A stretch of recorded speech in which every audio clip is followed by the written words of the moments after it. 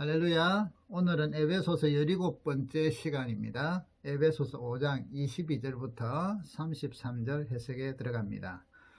에베소서는 특별히 여러분 반기독교적인 사상을 가진 도시, 그 사회에서 이 에베소라는 지역이 그렇다고 지금까지 알려드렸죠. 우상숭배의 중심 도시고, 또 상업적인 발달로 향락과 쾌락이 그러니까 도덕성들이 많이 비기독교적인 그런 도덕성을 가진 도시고, 또 많은 그런 문화와 세상적인 욕망들이 가득 차 있는, 그래서 반기독교적인 사회예요.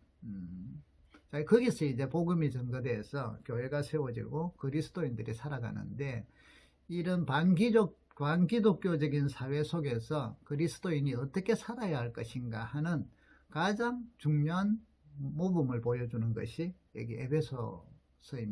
그래서 여기는 보면 가정생활, 부모와 자녀생활, 부부관계, 혹은 또 종가상정, 쉽게 말하면 요즘은 사회생활로 생각할 수 있겠죠. 직업, 그리고 또 이런 반기독교적인 영적인 도시에서의 영적 생활, 자, 이런 것들을 이 에베소서는 잘 가르쳐주고 있습니다. 자, 그러면 오늘은 그 중에 첫째 시간으로서 이제 이 부부관계에 대해서 이야기를 합니다.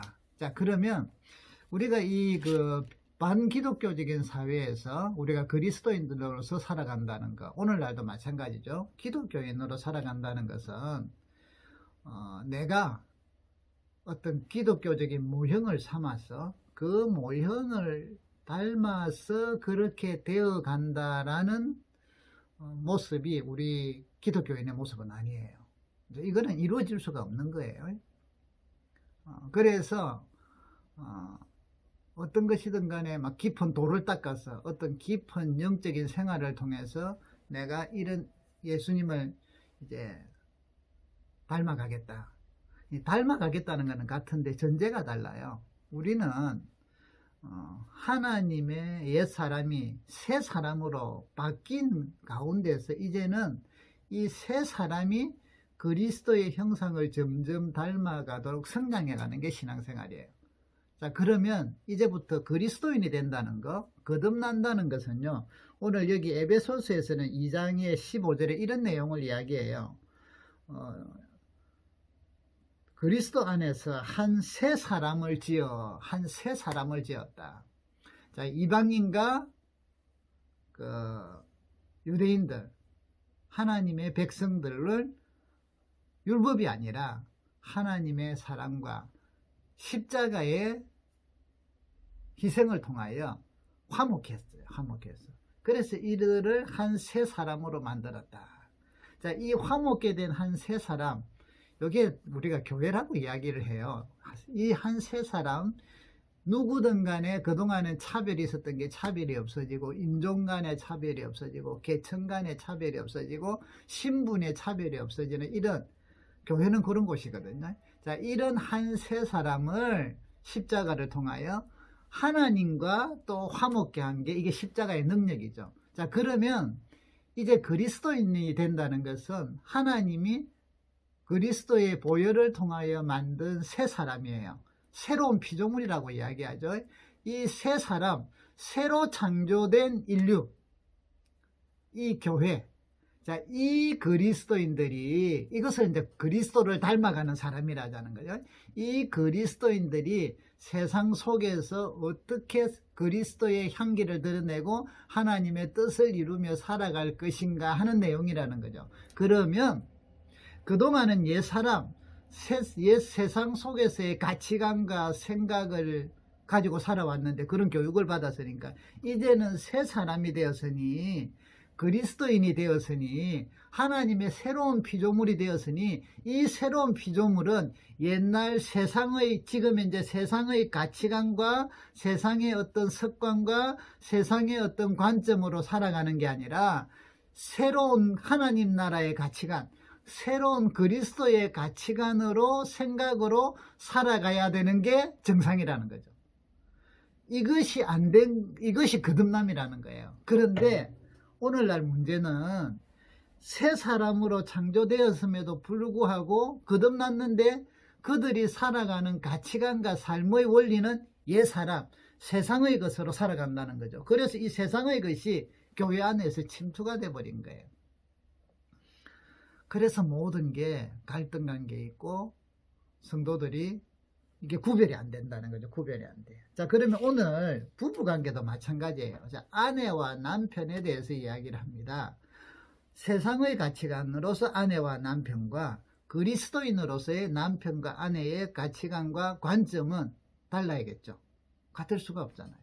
자, 그래서 이 성경에 보면 이 당시 1세기 때는 그리스 로마의 사상으로 갖춘 가정 준칙이 있어요. 세상에서 남편은 어떻게 해야 되고 아내는 어떻게 해야 된다. 그런데 성경은 그 세상의 가정 준칙과 전혀 다른 하나님 백성으로서 남편과 아내의 가정 준칙이 있어요. 이것을 차이를, 이렇게 바뀌어야 돼요. 이게 거듭남이에요. 남편으로서의 거듭남, 아내로서의 거듭남.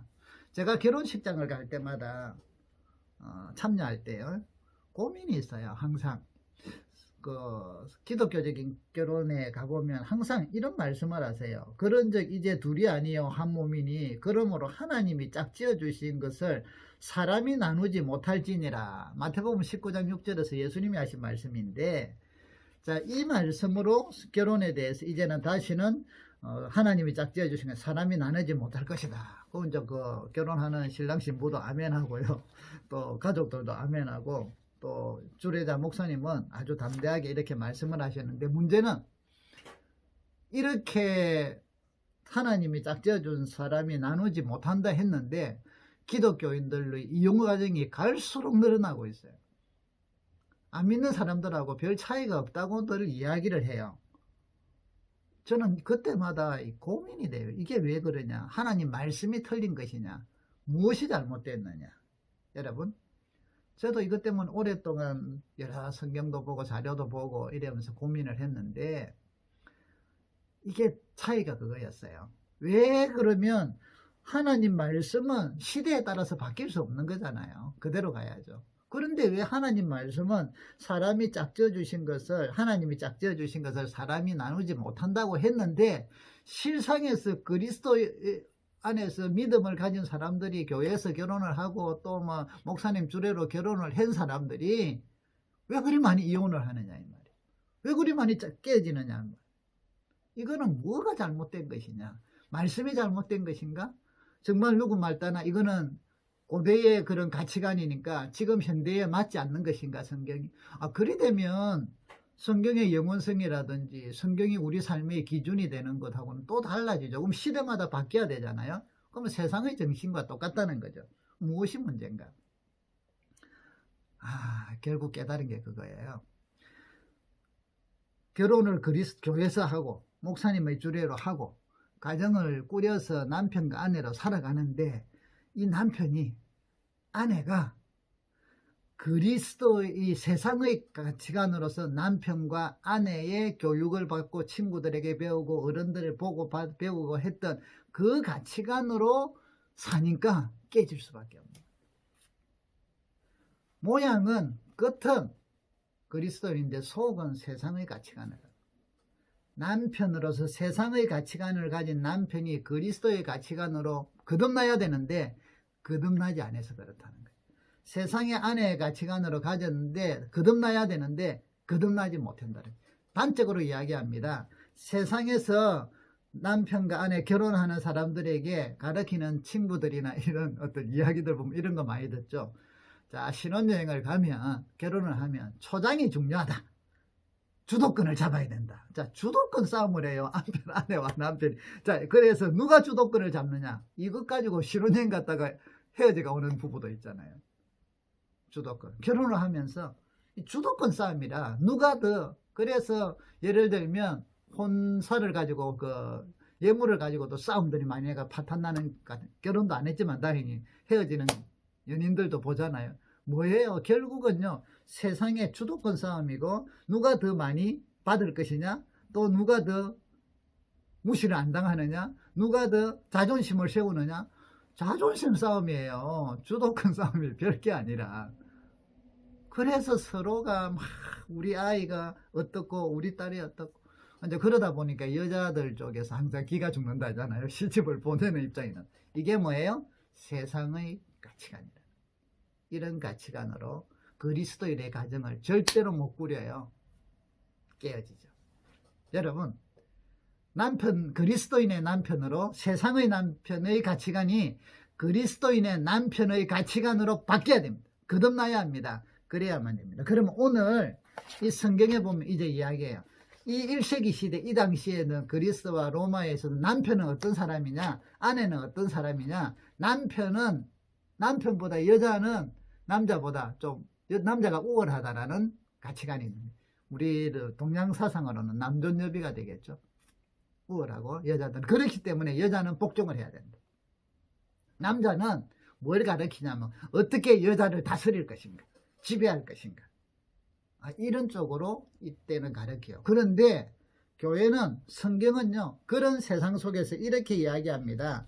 남편을, 아내들을 지배하고 이렇게 하는 것이 아니라, 그리스도가 25절에 보면 남편들아 아내 사랑하기를 그리스도께서 교회를 사랑하시고 그 교회를 위하여 자신을 주신같이 하라.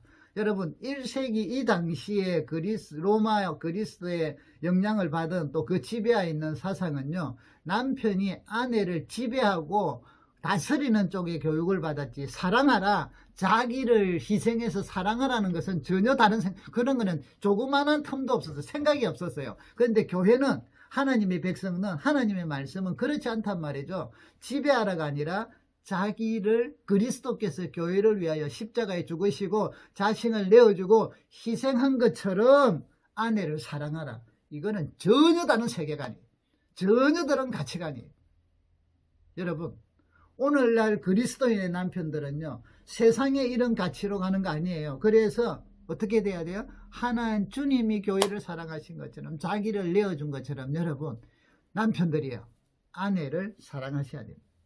그렇게 거듭나셔야, 생각을 새로운 피조물답게 바꾸셔야 돼요. 그래서 이렇게 이야기합니다.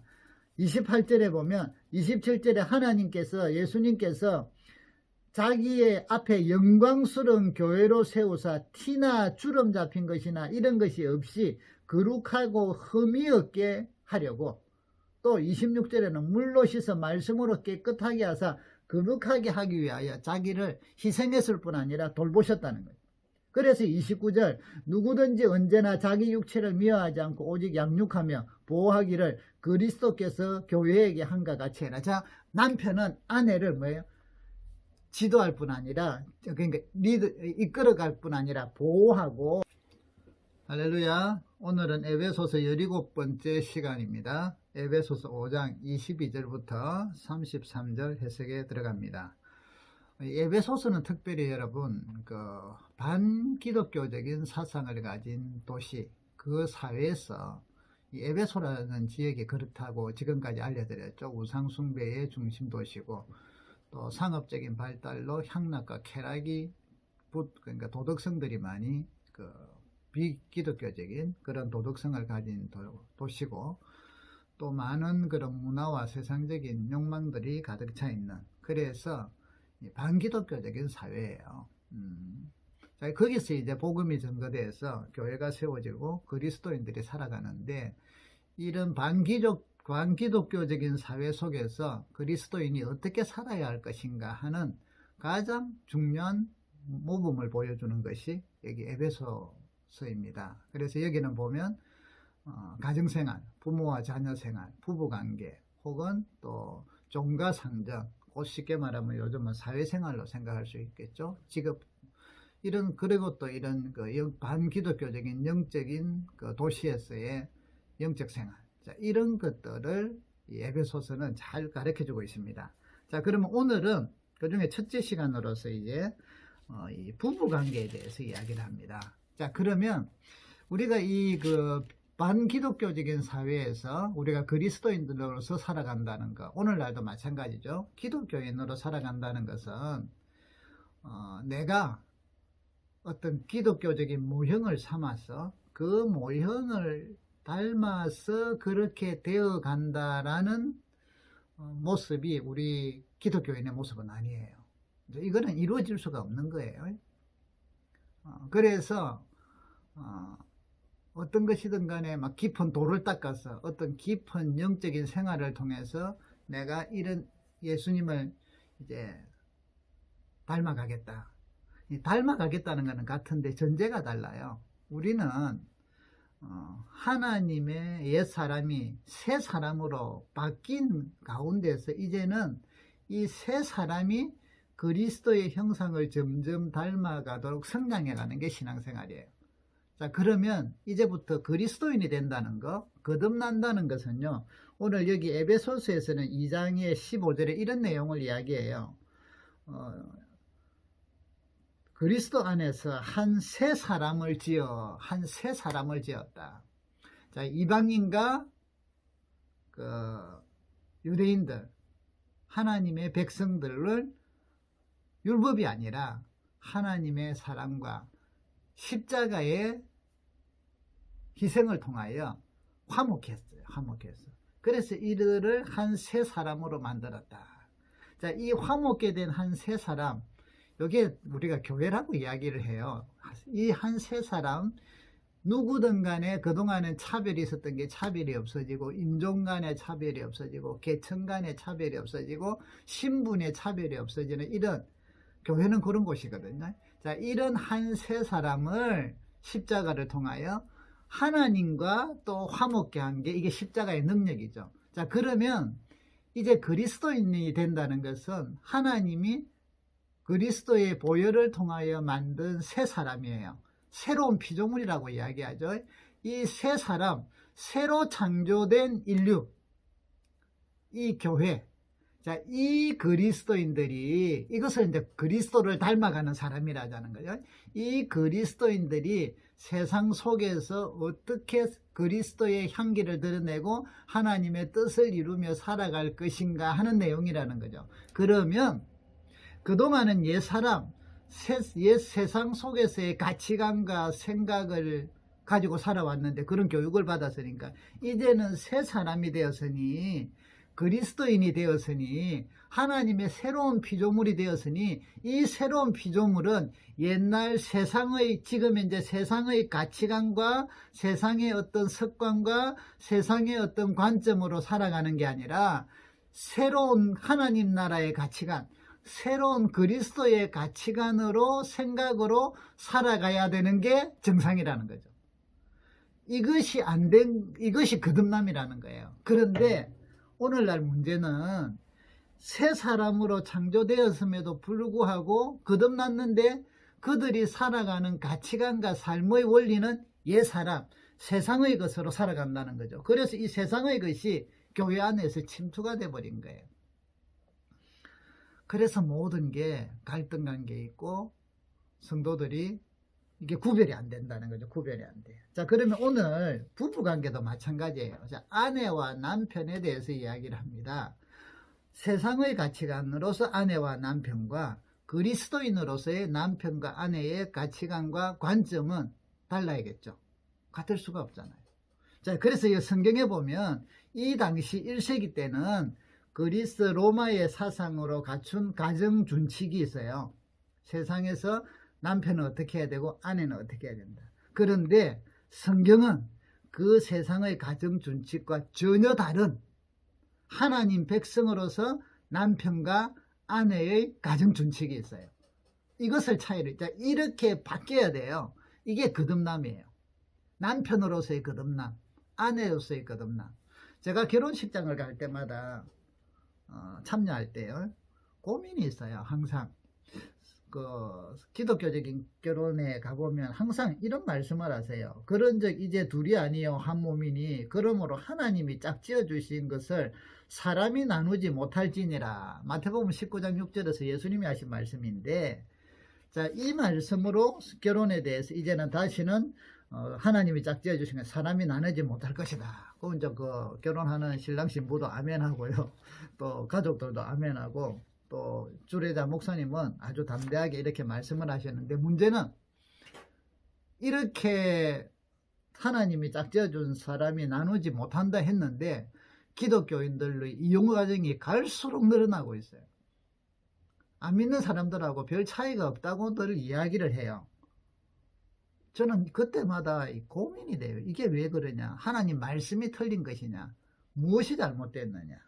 여러분, 저도 이것 때문에 오랫동안 여러 성경도 보고 자료도 보고 이러면서 고민을 했는데, 이게 차이가 그거였어요. 왜 그러면 하나님 말씀은 시대에 따라서 바뀔 수 없는 거잖아요. 그대로 가야죠. 그런데 왜 하나님 말씀은 사람이 짝지어 주신 것을, 하나님이 짝지어 주신 것을 사람이 나누지 못한다고 했는데, 실상에서 그리스도 안에서 믿음을 가진 사람들이 교회에서 결혼을 하고 또 뭐 목사님 주례로 결혼을 한 사람들이 왜 그리 많이 이혼을 하느냐 이 말이에요. 왜 그리 많이 깨지느냐 이 말이에요. 이거는 뭐가 잘못된 것이냐? 말씀이 잘못된 것인가? 정말 누구 말 따나 이거는 고대의 그런 가치관이니까 지금 현대에 맞지 않는 것인가, 성경이? 그리 되면 성경의 영원성이라든지 성경이 우리 삶의 기준이 되는 것하고는 또 달라지죠. 그럼 시대마다 바뀌어야 되잖아요. 그러면 세상의 정신과 똑같다는 거죠. 무엇이 문제인가? 결국 깨달은 게 그거예요. 결혼을 교회에서 하고 목사님의 주례로 하고 가정을 꾸려서 남편과 아내로 살아가는데, 이 남편이, 아내가 그리스도의 세상의 가치관으로서 남편과 아내의 교육을 받고 친구들에게 배우고 어른들을 보고 배우고 했던 그 가치관으로 사니까 깨질 수밖에 없는 거예요.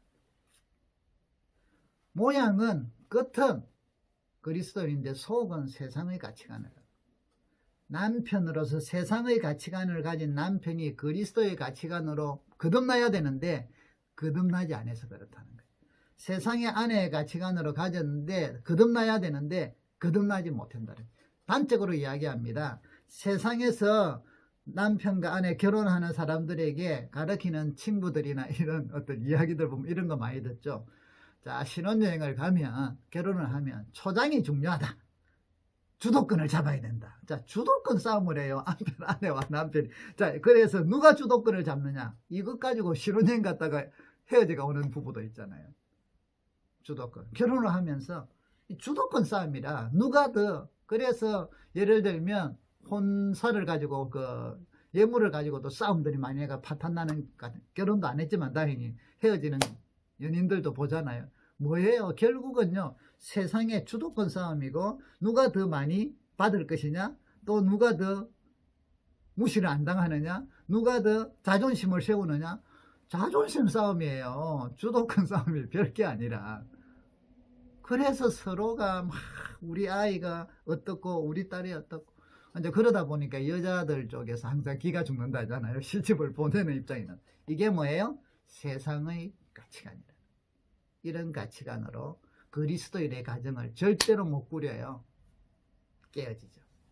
여러분, 그리스도인의 남편으로, 세상의 남편의 가치관이 그리스도인의 남편의 가치관으로 바뀌어야 됩니다. 거듭나야 합니다. 그래야만 됩니다. 그러면 오늘 이 성경에 보면 이제 이야기해요.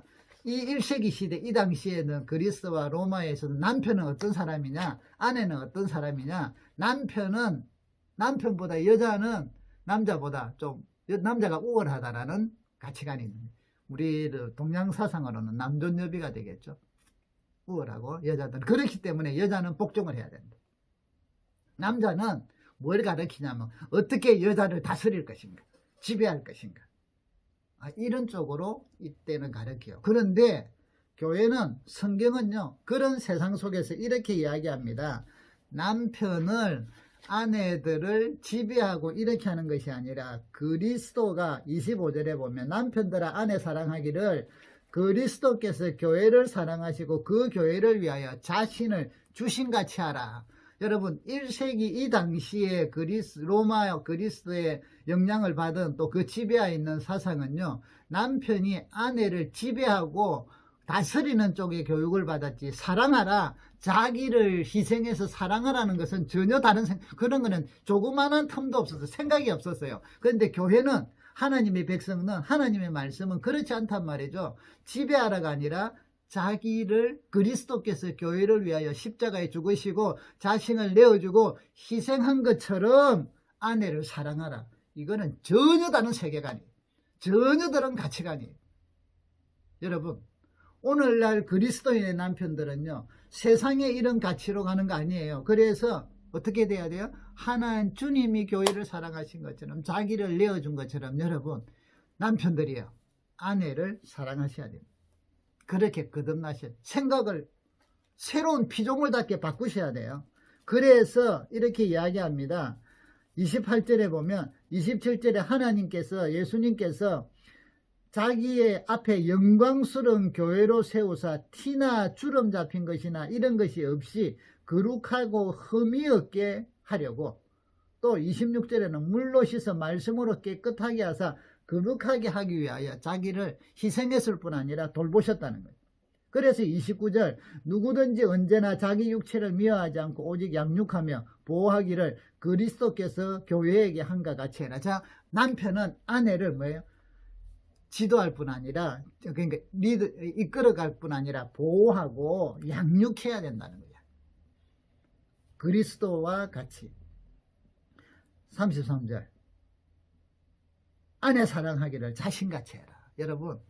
여러분 자신의 손 중에 이 새끼손가락이 아프다, 고름이 생겼다, 그러면 이거 썩었구나, 고름 생겼구나, 잘라버려 이래갖고 잘라버리나요?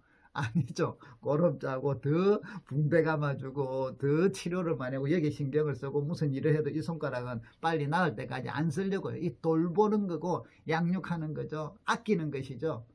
이 내 몸을 그렇게 하지, 내 몸에 이는 고름 생겨서 이건 잘라버리고 여기는 또 비었으니까 너도 보기 싫어, 너도 잘라버리고, 이런 거 아니잖아요. 여러분 아내가, 그리스도인 남편들이, 여러분 아내가 부족한 게 많고 안타까운 게 많고 때로는 그렇죠. 그래서 여기 보니까 그리스도께서 교회를 사랑한 것처럼 더 어떻게 해요? 아끼고 사랑하고 돌보주셔야 돼요. 여러분 아내가 참 답답합니까? 부족한 게 있습니까? 속 터지는 일이 생깁니까? 그러면 더 안아주세요. 더 사랑해주세요. 이게 그리스도인의 남편으로 거듭난 생활이에요.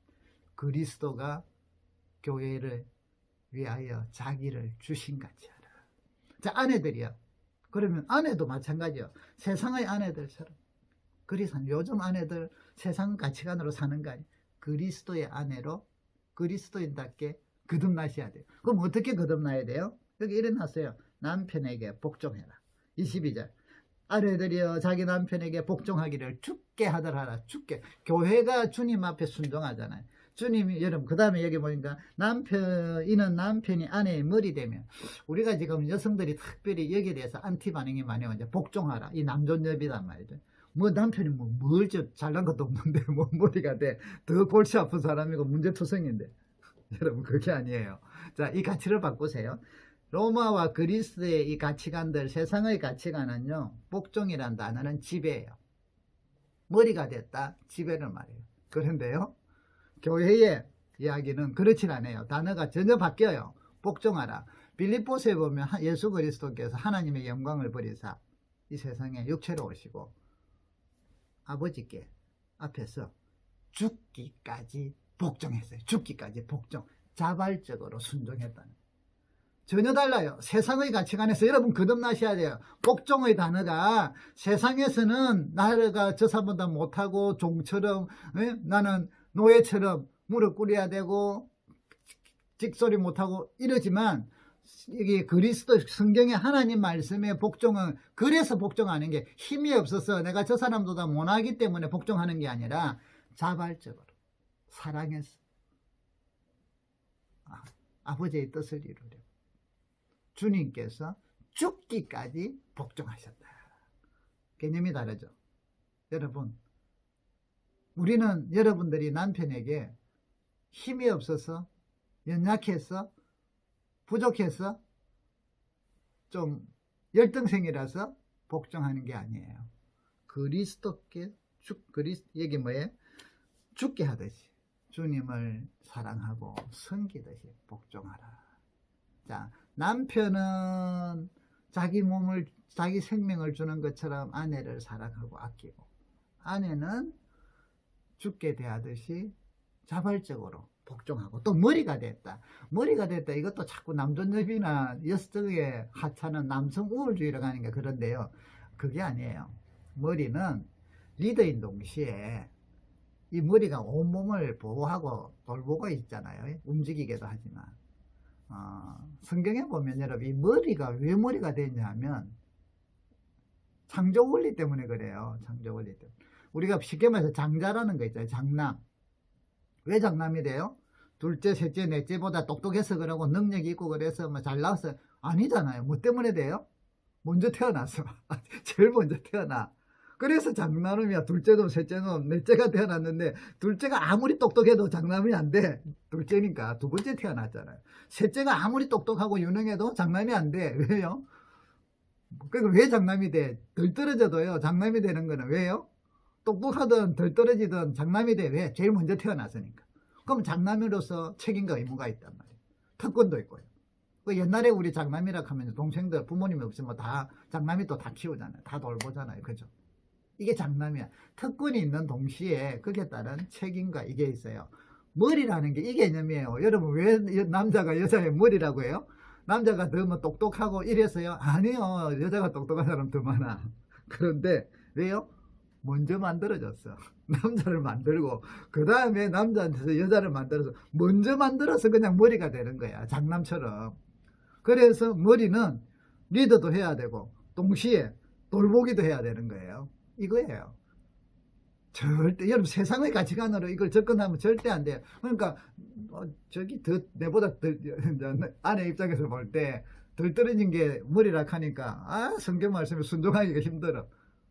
돕는 배필 여러분 오해하시면 안 돼요. 돕는 배필. 이게 뭔가 스페어 타이어처럼 뭐 조금 부족한데 있어도 없어도 그만. 그건 있으면 더 좋은 거. 이 개념이 아니에요. 돕는 자들이 열등해서 돕는 자가 아니라니까.